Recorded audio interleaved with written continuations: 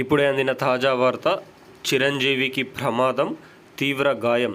ఈరోజు ఈ వీడియోలో దీనికి సంబంధించిన పూర్తి సమగ్రమైన సమాచారం గురించి తెలుసుకుందాం.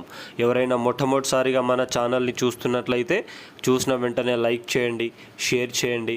అదేవిధంగా సబ్స్క్రైబ్ చేసుకొని బెల్ ఐకాన్ ఆన్లో పెట్టడం వల్ల ప్రభుత్వం నుంచి వచ్చే ముఖ్యమైన సమాచారం నోటిఫికేషన్ రూపంలో రావడం అనేది జరుగుతుంది.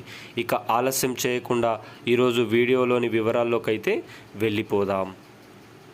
ఆస్కార్ విజేత నటనకు రూపం, మన తెలుగు ఇండస్ట్రీకి సూపర్ స్టార్ మెగాస్టార్ చిరంజీవి గారి చేతికి గాయమైతే అయ్యింది. ఇక వివరాల్లోకైతే వెళ్ళిపోదాం. నిన్న రాజేంద్ర ప్రసాద్ కూతురు మరణంతో అంత్యక్రియలకు హాజరైన మెగాస్టార్ చిరంజీవి గారు ఎడమ చేతికి పట్టీని కట్టుకొని రావడం ఫ్యాన్స్ తీవ్ర ఆందోళనకు గురి కావడం జరిగింది. అయితే విశ్వంబర సినిమా షూటింగ్లో ఈ గాయమైనట్లు సమాచారం అయితే వచ్చింది.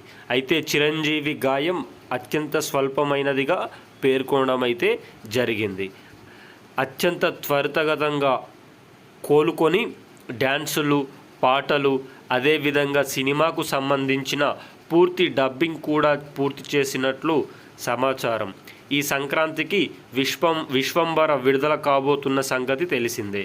దీనిపైన ఫ్యాన్స్ ఎలాంటి అసంతృప్తి చెందకుండా అత్యంత త్వరితగతన కోలుకోవాలని ఫ్యాన్స్ ట్విట్టర్ వేదికగా ట్వీట్ చేయడం అయితే జరుగుతుంది.